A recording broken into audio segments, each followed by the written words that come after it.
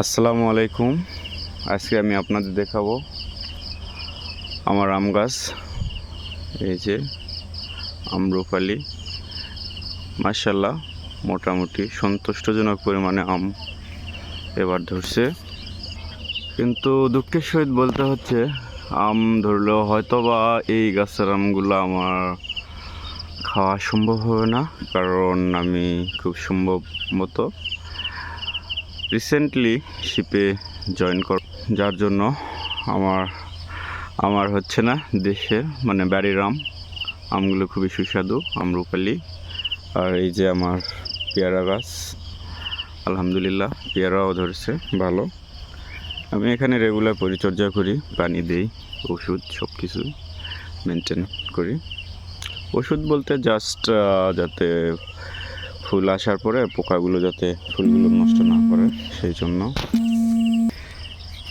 এই যে আর একটা গাছ, এখানে গাছে কোনো আম ধরে নাই, আম কাঁচা মিঠা আম একটা ধরছিল, সেটা আমি অনেক আগে খেয়ে নিয়েছি, যার কারণে আপনাদের দেখাতে পারলাম না। আর গত বছর ঝড়ের সময় গাছটা ভেঙে যায়, তারপরে নতুন পাতা কিছু গজাইছে। আর ওই যে ওইটা আমার মেহেদি গাছ, মেহেদি গাছের সব ডাল কেটে দিয়েছি, কারণ পাশে ধানের ক্ষেত আছে, নষ্ট হয়ে যায়, এই জন্য সব ডাল কাটা হয়েছে। আর এই পাশটা দিয়ে মেহগনির গাছ, কলার গাছ আছে। আর এখানে ছোট্ট একটা জায়গা, প্রায় 3 কাঠার মতো আমি ঘাস লাগাইছি, গরু ফার্মিং করব, যার কারণে ঘাস লাগাইছি। এই যে ঘাস আমার, এই যে আমার মূল আমের বাগান, এই যে এটা আপনারা দেখতে পাচ্ছেন। এই বছর আম ধরছে, যদিও খরার কারণে একটু আমের পরিমাণ কম, তারপরেও আমগুলো খুবই সুস্বাদু খেতে। আমি আর আমার বাবা আমের গাছগুলো লাগাইছিলাম।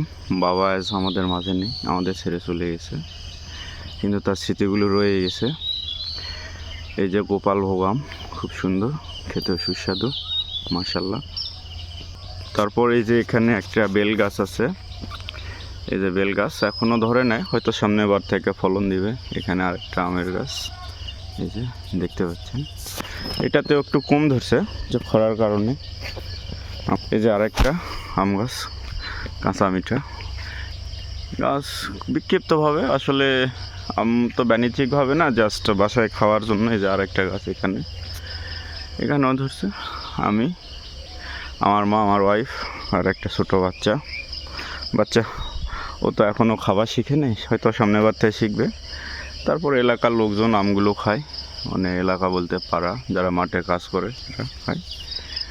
আমি এখানে এই যে বাঁশ লাগাইছি, আমার বাঁশ এই যে 2টা বছরে আমি লাগাইছি, আলহামদুলিল্লাহ। এই যে দেখুন আমগুলো কত সুন্দর, ছোট ছোট, দর্শক খুব ভালো। এই যে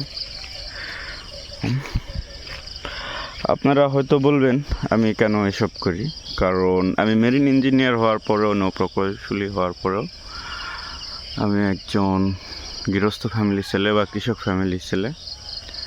সেই সুবাদে এইসব জিনিস আমাকে খুব টানে, আকর্ষণ করে, যার কারণে আমার এগুলো পছন্দ এবং করতে ভালো লাগে, একটা আনন্দও পাই। আর বাসায় আসলে আমার সময় কাটে, যার জন্য আমি এইসব করি। এইগুলো জাস্ট আমার অবসর সময়